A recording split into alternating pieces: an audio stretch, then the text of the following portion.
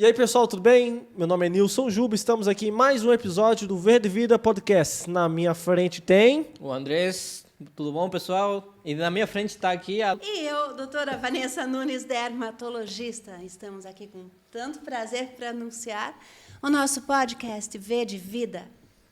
Exatamente, mas esse episódio vai estar bombástico. A gente tem umas perguntas aqui que são bem capciosas aqui. Vai ficar bem legal.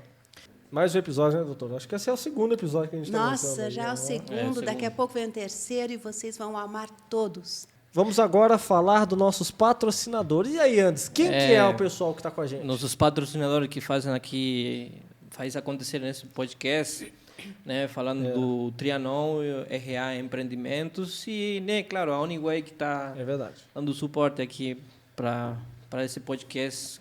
Que eu acho que vocês perceberam, né? A qualidade, eu acho que importa, né? É verdade. Nós temos muitas novidades. Nos nossos patrocinadores, nós vamos comentar a respeito do Hotel Trianon, em que você pode alugar um apartamento no centro de Curitiba com todo o conforto, a tranquilidade. Mobiliado já, Mobiliado, uma localização ótima. E RA, empreendimentos onde existe todas aquelas obras muito lindas a respeito, como Landscape do Ecoville, Landscape do Cabral, Visionist. Vão lá ver que vocês vão gostar. É isso aí, pessoal. E nesse podcast, o que a gente vai falar? A gente separou alguns questionamentos, doutor, porque a gente não é médico, mas a gente vai em médico. E muito menos a gente não entende muito de dermatologia. Apesar da gente estar caminhando com o doutor, a gente conhece mais do que a maioria, né? Mas a gente pegou umas perguntas que nem a gente sabe, que são perguntas que vejo que muitas pessoas perguntam. A gente fez uma pesquisa legal. E uma coisa que assim, a gente sempre tem, né, Andes? Dermatologista é médico? É uma confusão que a gente tem, assim. A gente já, direto a pessoa pergunta, não, mas é o quê? Esteticista, tal? Como é que é essa questão? Explica pra gente, doutora. Gente, eu acho muito interessante, porque esses meninos da produção, eles arrumaram perguntas, escutem até o final, porque eu fiquei impressionada, coisas que eu quero falar, e agora nós vamos concentrar tudo nesse podcast. Bom, em primeiro lugar, a respeito de dermatologista, é médico? Sim, nós fazemos 6 anos de dermatologia, depois 3 anos de residência em dermatologia. E você sabe que são 3 anos em que o primeiro é clínica geral, 2 anos de dermatologia. E depois nós temos que fazer uma prova de especialização da Sociedade Brasileira de Dermatologia, aprovado pelo MEC, para realmente termos o nosso título de dermatologista. Então, não é fácil, gente, 9 anos no mínimo, fora os anos que a gente estudou fora.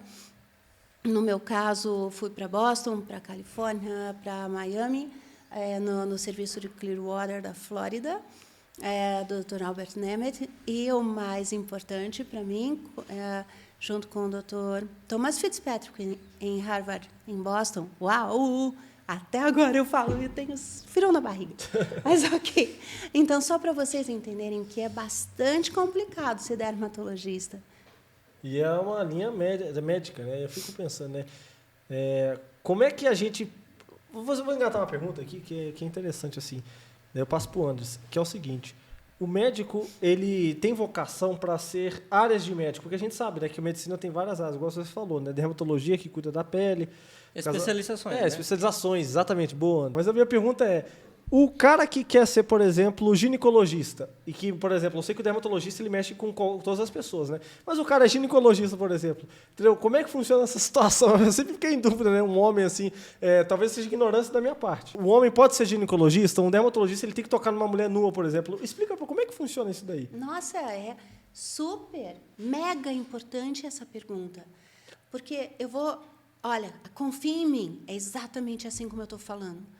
Você estuda, você está vendo o corpo humano. Dermatologista tem que estudar todo o corpo, dentro e fora. Ginecologista, todo o corpo humano. Então, todo médico, ele se forma generalista, para daí pegar pequenas áreas de especialidade, porque medicina é muito grande. Então, quando eu, dermatologista, vou examinar um paciente, eu não examino metade da pele, é toda a pele, inclusive áreas genitais, inclusive áreas desde couro cabeludo até a ponta do pé. E o ginecologista homem, ele está com a mente focada exatamente em qual patologia, o que eu tenho que procurar. Eu estou focada, a minha mente pensa onde está o diagnóstico, o que eu tenho que fazer.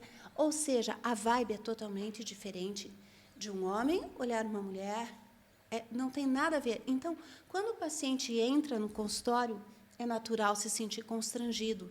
Adolescentes, quando vê que eu sou mulher, dizem, não, eu não vou tirar a roupa para ela, não. Então, eu tenho que mostrar ao paciente que nós estamos com um olhar técnico, mentalidade técnica, e daí o paciente começa a perceber isso e se sente bem à vontade. Interessante. E quando a doutora ingressou na faculdade, estava decidida já a entrar nessa área do mundo da dermatologia? Andres, deixa eu contar uma coisa. Quando eu era pequenininha, eu brincava de hospital. Meu primeiro paciente foi uma formiga. Eu devia ter 7 anos. Eu acredito que existe vocação, desde pequeno, para fazer medicina ou qualquer outra área. E eu acho assim, eu nunca pensei em fazer outra coisa na vida. Sempre pensei em ser médica. Então, eu acho assim, eu não cozinho bem, eu não sei fazer qualquer outra atividade. Tão bem assim, né? Não, eu sei fazer dermatologia. Apaixonada, né? Apaixonadérrima, eu acho isso uma muito delícia. Importante. Nossa, olha, gente, chega segunda-feira eu estou feliz, sexta-feira eu posso estar até cansada, mas feliz. Sim. Agora vamos, passar aquelas perguntas de que todo mundo tem, de uma pessoa normal. Elas têm muitas curiosidade de saber como, por exemplo, é bobagem, que é uma doença de pele. Tem muitas pessoas que não levam muito a sério com relação à pele em si.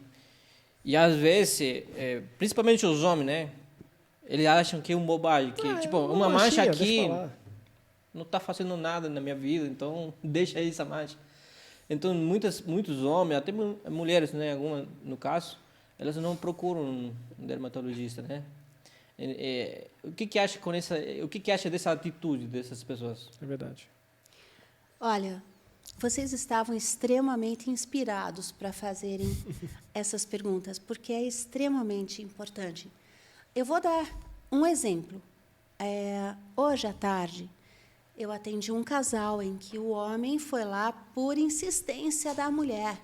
Vai lá. Não vou no dermatologista. Não vou porque é médico de mulher, porque é médico de ruga, porque é médico de beleza. Não preciso. Não preciso de botox. Não preciso de botox, não preciso. Ok, a parte de estética e cosmetria para homens eu acho muito importante. Mas esse paciente estava com uma mancha na ponta do nariz. E ele não queria ir no dermato. Quando chegou lá, e viu que a mulher ainda por cima, uau! E daí nós fizemos uma biópsia e hoje eu dei o resultado a ele que ele está com câncer. E é um câncer que pode ser metastático. Metastático, perdão, me explica. Desculpa eu. Tranquilo. Ele dissemina pelo organismo. Ele pode atingir o sangue e piorar a situação dele até causar morte, por exemplo. Sim, com certeza. Então, algumas doenças orgânicas, como infecção renal, cardiomiopatia, lúpus, doenças simples como até arteriosclerose, nós temos condições de começar a diagnosticar via pele. COVID, mais de 20% dos pacientes têm COVID apenas como sinais dermatológicos. E tem aparecido no consultório muitos pacientes com manchas de pele que eles juram que é micose e é o início de COVID.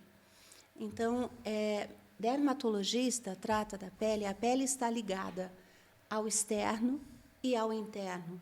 É o maior órgão do corpo humano.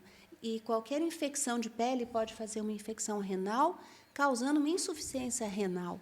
Então, tem que tomar muito cuidado. Eu não tiro essa cicatriz, porque era um melanoma, e daí o pessoal dizia, é uma manchinha, não dá para ver nada.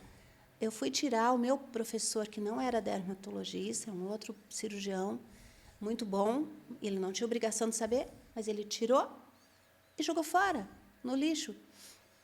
E eu era estudante. Daí eu olhei, eu falei com a minha mãe, vou pegar minha peça.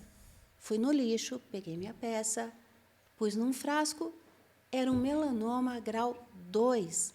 Melanoma é o câncer que mais mata aqui no Brasil. Nós estamos em primeiro lugar na incidência de câncer geral, em segundo lugar vem o câncer de mama. E eu não gosto de estar em primeiro lugar nesse índice, mas tem levado muitos pacientes a óbito em 6 meses, porque o melanoma não tem nem quimioterapia, nem radioterapia, nada. É só tirar no começo. Ele mata em 6 meses, né? Exato. Então, se tirar rapidinho, tem cura. Eu estou aqui. Nossa. Eu tive um melanoma. Incrível, doutora, né? Ficou cicatriz, né? Não, uma depressão, né? Exatamente. Ele chega até o osso, né? Chegou a extrair, né, a pele. Sim, tinha que tirar bastante para não ter risco de voltar. Então, essa história de que dermatologista é só de beleza, é só botox, é bom, viu, gente? Eu gosto de botox, eu gosto de um preenchimento, deixar a boca bonita. Mas é mais que isso, né? É muito mais que isso, muito mais. E falando sobre cuidados, né, tem muitos jovens, hoje em dia, né, que não levam a sério com relação a cuidado de pele, porque eles acham, né, tipo, eu sou jovem, então eu tô nem aí. O que tem a dizer aí com relação aos jovens, doutora? Que conselho daria para eles? Meu Deus, como tem jovens que... É que o jovem já faz parte da juventude, achar que é imortal e que tudo que é de ruim acontece com os outros, com ele nada. É verdade. É da natureza do jovem, nós já fomos jovens. Eles são jovens, eu não. Mas eu já fui jovem, eu já pensei doutora assim... tem alma jovem. A alma está jovem mesmo. Não, mas a doutora é jovem, mas também com alma jovem. Não, gente, tem muito botox aqui.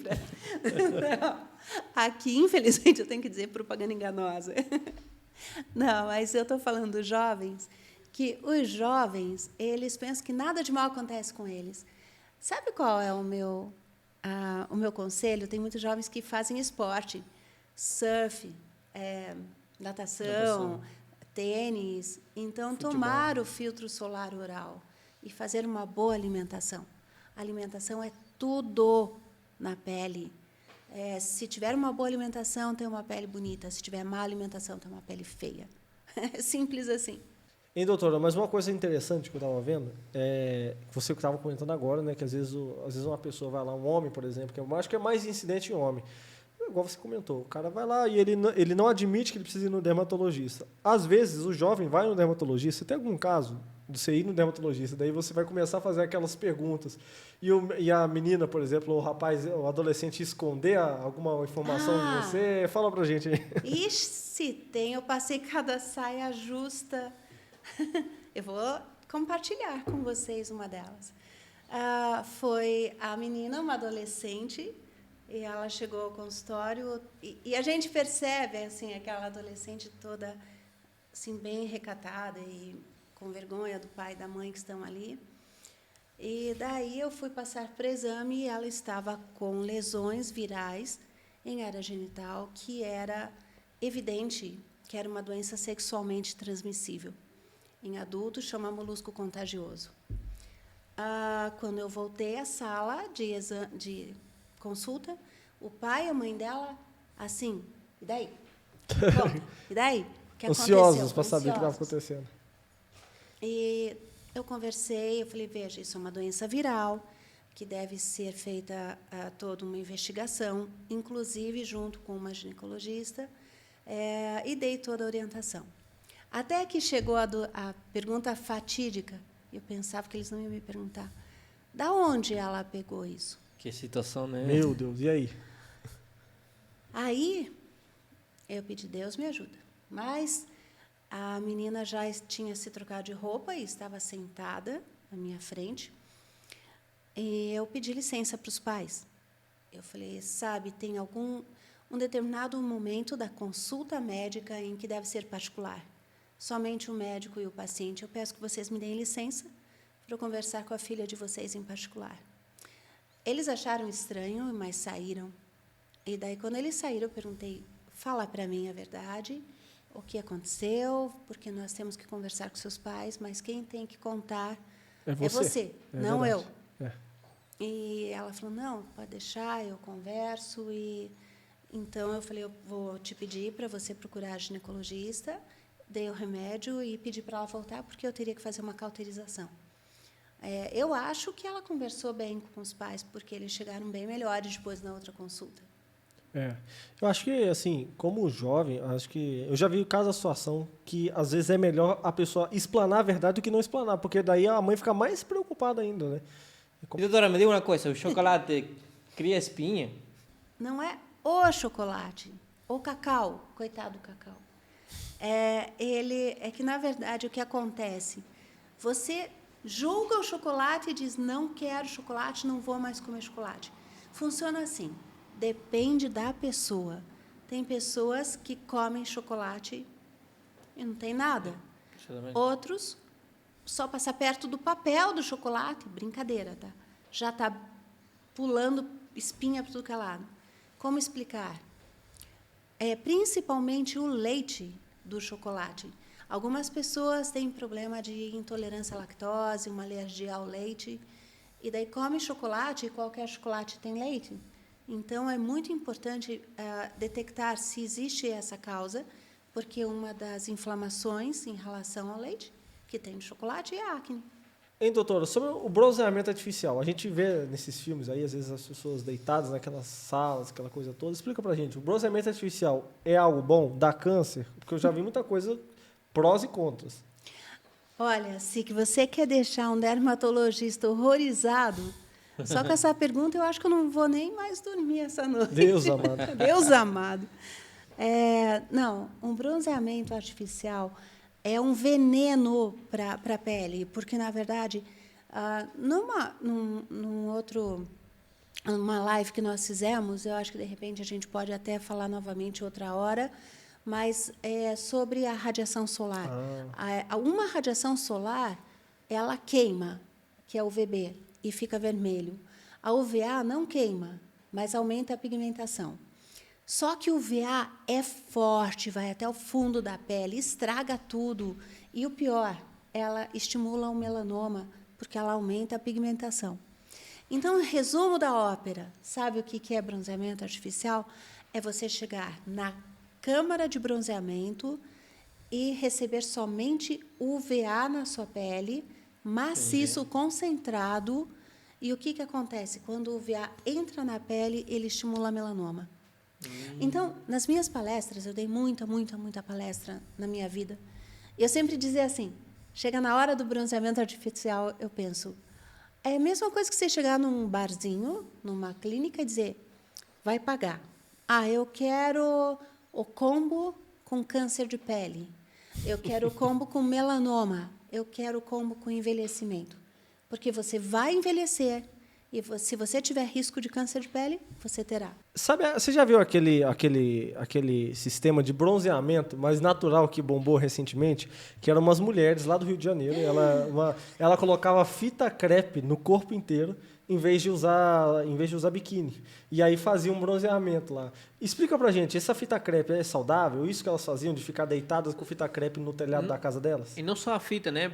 É o horário que eles tomam sol, né? Lá não tinha horário, o dia inteiro. Eles fazem direto, doutor. É um negócio que ela tem. Ela cobra um preço pra você ficar lá na Barra da Tijuca, lá. Não sei se é Barra, lá na comunidade lá. É na laje. Na laje das comunidades, é isso mesmo. E elas aparecem com elas regando, parece que estão regando plantas.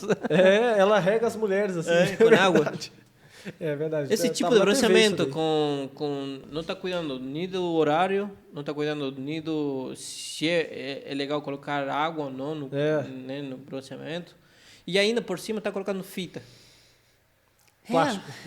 Quem será que foi? O Einstein teve essa ideia maravilhosa de estragar a pele. Ok, eu até poderia dizer, continuem. Vão lá, porque vão me dar muito mais clientela. Esteticamente ficou legal, né? Mas é diferente, né? Não, mas eu vou ter que arrumar esteticamente, porque elas vão envelhecer, elas vão ficar, uma cor bonita por 1 mês, 2, para o resto da vida. craquelê, aquela pele envelhecida. Meu Deus. Derramando, descamando, toda enrugada. O nariz cai por causa da flacidez, a orelha cai por causa da flacidez, o queixo cai. Ficam horrorosas, sendo que ainda brota um câncer de pele em tudo que é canto, porque, para quem tem. E a pele fica descamando e ressecada e manchada.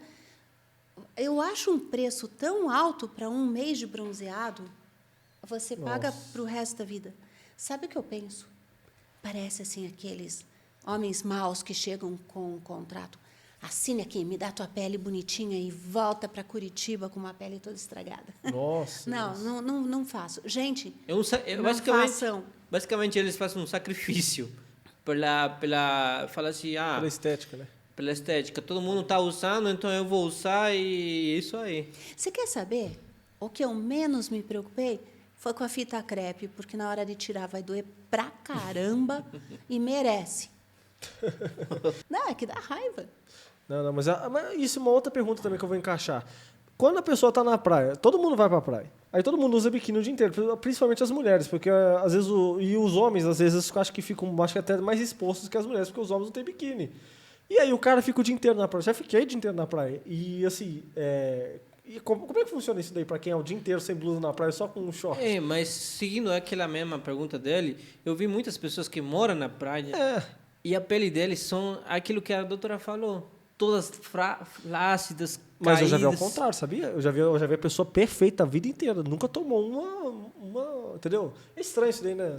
Não, eu vou explicar. Veja, nós falamos muito sol. Sol. Tem pessoas que moram na praia e têm uma vida tranquila, com boa alimentação, com boa hidratação. Não se expõe naquele horário ruim. Muitas pessoas moram na praia e gostam de sair cedo, andar, voltar. Tem bastante vitamina D, tem bastante imunidade. Agora, se vocês compararem a pele de quem ficou no sol e pega o sol ruim, não tem genética que aguente. Então, eu tenho certeza que as pessoas que ficam no sol e têm a pele bonita, elas têm outras vantagens de menor intensidade de estresse, melhor alimentação, melhor hidratação, mas eu aposto que não ficam no sol pior, ou se ficam pouco tempo. Agora, aquelas pessoas que ficam no sol o tempo todo, gente, eu falo, parece um leitão a pururuca lá no sol. A gente põe óleo, parece que eu escuto o barulho da fritura, assim, e levanta as bolhas, que nem a pele do leitão a pururuca, né? Sim. Fica cheia de bolha. Eu vou contar para vocês uma coisa. Eu estava lá no hotel, no Trianon, inclusive, antes de morar na minha casa que estou agora. Recebi uma ligação de uma paciente que estava em Santa Catarina e ela tomou uma insolação tão grande, e ela me achou pela internet. Ela me ligou e disse, por favor, me ajude, porque eu tenho que voltar amanhã, tenho que sair da pousada. Eu não aguento sentar no carro. Dói. Muita bolha, muita queimadura e dói. A minha filha está preocupada, meu marido está preocupado e eu não sei o que fazer. E eu não a conhecia. Eu tive que fazer uma consulta nem por telemedicina, porque foi só por celular. Eu a ajudei de uma forma, ela agradeceu depois. Mas para que chegar nesse ponto? E quer saber?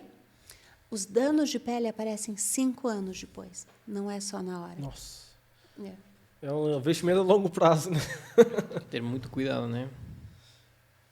Você queria me falar do surfista, né? Isso, a pergunta do surfista.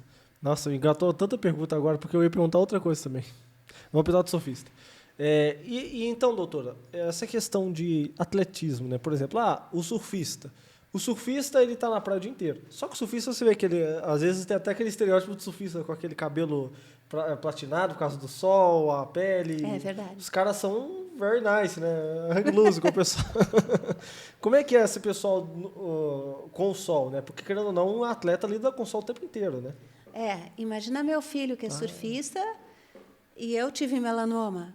Como é que eu vou lidar com meu filho? E vou dizer para ele passar filtro solar e ficar 4, 5, 6 horas no mar? É impossível, esqueça. Então, eu dou filtro solar oral, eles tomam oral, eu faço manipulação, e faço manipulação com rejuvenescedores. E quer saber o que rejuvenesce? A alegria, a felicidade, o emocional, estar fazendo o que gosta. Eu acho que todo esse povo que mora na praia, eles vivem uma vida mais tranquila. Vive. Uma vida mais feliz. Quem vai pra praia, né? Porque eu já ouvi falar de gente que mora na praia e não vai pra praia, né? Mas eu entendo, não, mas, você tem razão. Digamos, é normal ele ter uma praia na frente da casa deles. Curtir, né? Curtir na praia. Mas, assim, eu acredito que a vida deles são muito mais tranquila que a nossa, principalmente nós que moramos aqui em cidade grande, né? Então, doutor, a gente agora está na pandemia ainda, né? E ainda não acabou. Oremos que passe esse tempo, né? Logo passa, né? Porque... E como é que foi para a sua área? Porque para a nossa área, vamos usar da área da comunicação, que a gente é da comunicação. Eu e o Andes e a equipe. A gente mudou muito o nosso feeling de trabalho, a gente trabalhava em loco, agora a gente está mais em home office, mas também filmando conteúdos EAD, conteúdos assim. E no seu caso, como é que foi para o médico, né? As mudanças para o médico nesse momento de pandemia? Bom, em relação à parte dos médicos, eu vou falar com duas etapas. Médicos em geral, houve muita uma dilaceração, uma dicotomia, uma divisão de médicos, parte defendendo todo o tratamento imediato da Covid e outros dizendo que não é bom, ou seja, cada um com as suas razões, cada um com os seus estudos. E daqui a alguns anos é que nós vamos realmente saber o final dessa discussão. Mas isso houve um enfraquecimento em relação à parte de unidade médica, porque houve, sim, uma divisão de condutas e uma divisão de pontos de vista. Uhum. Agora, do dermatologista, minha visão, minha área. Olha, o que a pandemia trouxe de tristeza, de preocupação, também trouxe solução. E coisas boas. Agora, por exemplo, eu estou... não tenho... secretária no consultório. Por quê? Porque o paciente faz uma ligação tudo online. Nós temos a telemedicina, que agora é aprovada pelo Conselho Regional de Medicina. Antes não era, né? Não era, não. E agora foi aprovado. Nós temos condições claro que depende do bom senso do médico. Eu preciso ver o paciente, eu não vou tratar na dúvida. Mas algumas afecções, algumas alterações, não só ainda... medicamento, né? Desculpe interromper. O medicamento você consegue prescrever online, né? Antigamente não conseguia. Né? Sim, até antibiótico. Então, ou seja, a pandemia nos ajudou muito nessa parte, porque a logística de pacientes no consultório é muito boa. O paciente entra, não tem ninguém na sala de espera. Entra, vem conversar comigo, eu faço a conduta, se há necessidade de um retorno, ele não precisa ir até o consultório, nós podemos fazer via telemedicina, eu posso dar complementação. Então, eu devo isso à pandemia. Então, não é só uma tristeza, nós trouxemos muitas coisas boas. O ser humano tem condições de se readaptar a muitas situações. E a pandemia nos ensinou muita coisa. Muitas empresas, né, adaptaram nesses sistemas de trabalhar em casa, onde eles fizeram uma análise, né, que trabalhar em casa, né, era mais rentável para as empresas que levar o funcionário para um local de trabalho.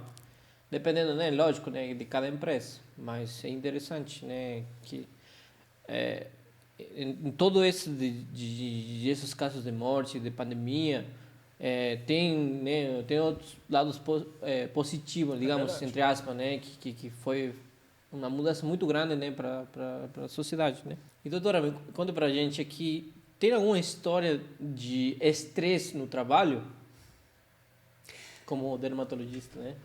Uau! Sim, muitas. Eu acho que dá para nós fazermos um outro podcast apenas de estresse. Separado. Vamos anotar. Conversar com a sua esposa também, né? Verdade, ela poderia vir nos ajudar. Minha esposa é enfermeira. Sim. próximo podcast com ela, não sei.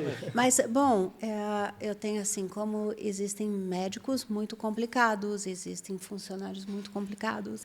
Mas eu vou contar um estresse que passou e eu tenho isso guardado na minha vida. Quando eu fazia a residência de pediatria, estágio de pediatria, e eu tinha um pacientinho que estava no meu leito, o nome dele chamava-se Fernando. E ele ficou uns 2 meses no meu leito com pneumonia. Exato. E essa pneumonia, ela faz cavitações, ou seja, buracos de ar no pulmão. Então, nós tínhamos que tocar e atender essa criança de 1 ano de idade com muita delicadeza. E eu vou contar que eu me apaixonei por ele. Essa criança, eu tinha a obrigação de visitá-lo só de manhã. Eu ia de manhã e à tarde, levava brinquedos, eu me envolvi bastante. E daí, quando um dia eu cheguei, eu abri a porta e estava uma pessoa, eu não lembro se era uma moça que estava limpando o local. Não foi por mal, evidente que não foi. Mas ela estava brincando com o neném e ela chacoalhou o neném dentro do berço. Ela dizia, bonitinho, bonitinho, e estava chacoalhando. Quando eu abri a porta, eu falei, para, não faz isso. E eu falei para ela que não fizesse, mas eu era acadêmica. E então eu era jovem. E daí a moça olhou para mim, tipo, e não me deu bola. No outro dia, eu cheguei lá, ela estava com a mesma brincadeira com a criança, só Deus que... proteja a gente. Ela estava com a mesma brincadeira. E eu olhei, eu lembro como se fosse ontem, entre uma grade e outra do berço, eu vi que o neném já estava mole, brincando e com a cabeça mole. Eu não me preocupei mais com ela, eu falei, ele sai. Quando eu vi, o neném estava em parada cardiorrespiratória. Eu liguei para a UTI e não tinha vaga. Então, eu coloquei o oxigênio no neném, segurei o neném no colo. Que situação, né? Eu fui correndo pelo corredor, fui correndo, e cheguei na UTI, eu bati, eu falei, pega meu neném, não era meu, mas é meu paciente, pega e já entuba, e ele foi entubado. Porque aquela brincadeira estourou, fez pneumotórax, estourou umas bolhas do pulmão do neném. Nossa. O neném ficou entubado, mas felizmente ele melhorou. Só que quando ele melhorou, como tinha passado de 3 minutos sem oxigênio, o cérebro pode apresentar sequelas. Então ele foi para a neurologia. E eu fiz um jeito de que, quando ele saísse da neurologia e voltasse para a clínica médica, voltasse no meu leito. Daí eu dei um jeito e ele voltou. Ele ficou mais 1 mês na neurologia. E daí ele estava melhor do pulmão, e daí já estava de alta. E a mãe dele é uma pessoa humilde. Era uma pessoa assim, humilde na rua, né? Dessas que carregam carrinhos. E eu estava com ele no colo, e daí eu falei, bom, então está na hora de entregar você, com o meu coração apertado. Daí eu fui entregar assim para ela, então me dá meu neném, me dá meu filho. Eu não queria entregar o neném para a mãe. Claro que entreguei, né? Mas eu acho que eu chorei 1 mês inteiro. É interessante porque essa história, a minha esposa também conta, porque ela é enfermeira, né? Ela fala que às vezes não, sempre, eles terminam se envolvendo emocionalmente, né? Muito. O recomendado é você ser, né, que falam, você tem que... Imparcial. Você, exatamente, tem que fazer aquilo, né, teu trabalho, tá? Mas nossa natureza, né? Somos seres humanos. Seres humanos, ele fala assim, não, eu gosto dessa criança, eu gosto de todas as crianças que eu cuido.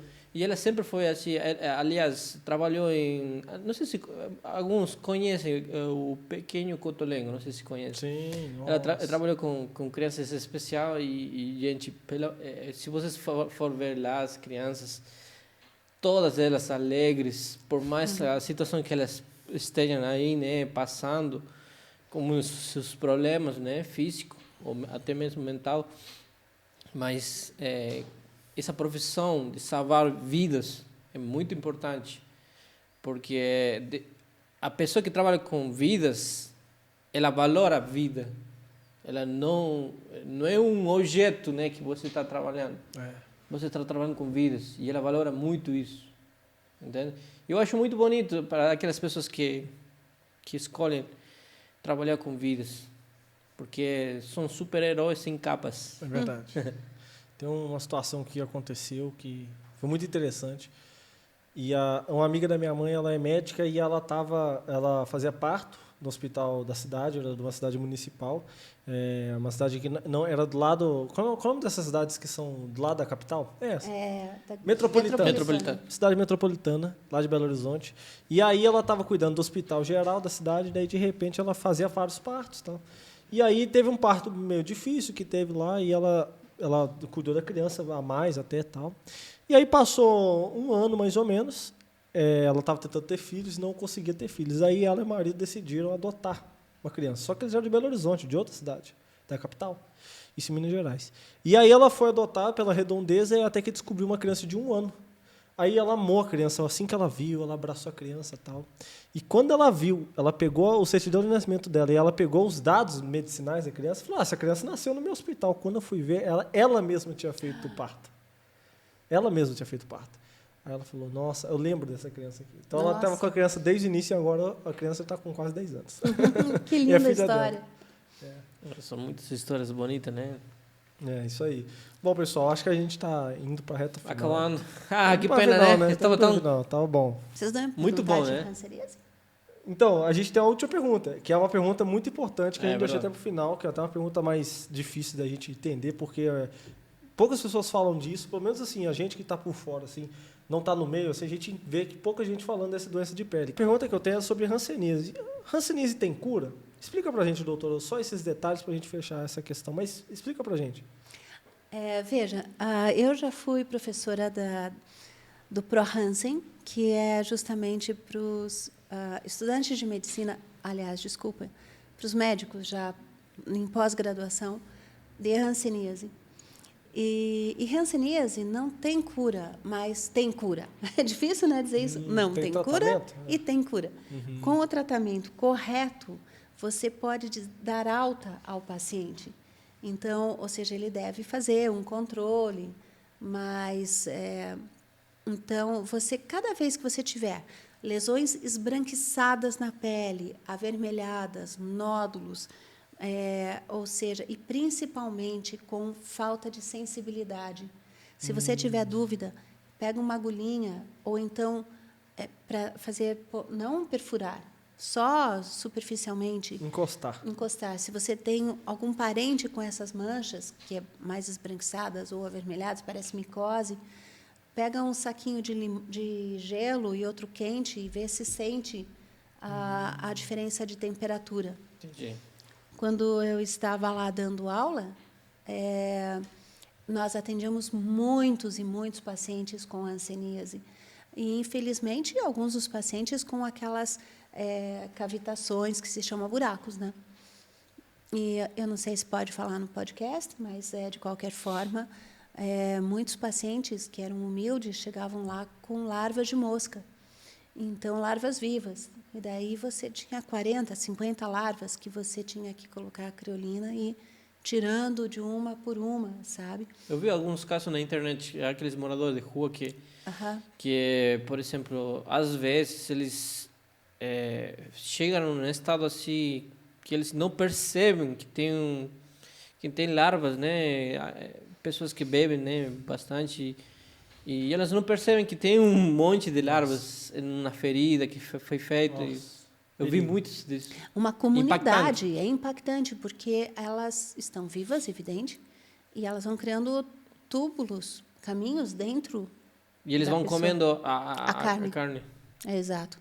Então, assim, nós temos que dar todo o carinho, todo o cuidado, porque são pessoas assim que pode sim, principalmente nessas áreas de estudo em dermatologia de hanseníase, eles recebem remédio de graça. Interessante, bom saber isso daí. Isso aí, pessoal. Acredito que por hoje desse podcast é só, mas a gente vai ter mais episódios desse formato com várias perguntas. E a gente vai fazer várias perguntas e acredito eu que é só o começo. Uma coisa que eu queria deixar bem claro, eu queria agradecer a equipe, o Nicolas, que está no áudio, o Israel na direção das cenas, a Rebeca também dando um apoio na produção. Também quero agradecer Daniel Souza e sua esposa Solange, que são o Danway também, a produção Danway. E também o Gino Campos, que é do Hotel Trianon, nosso patrocinador mora aí. Isso aí. Eu quero agradecer a todos. E é isso aí, pessoal. Tamo junto. Até o próximo podcast. Muito obrigado, Anderson. Muito obrigado, doutora. Obrigado aí, Diogo. Obrigada a todos. Até o nosso próximo episódio.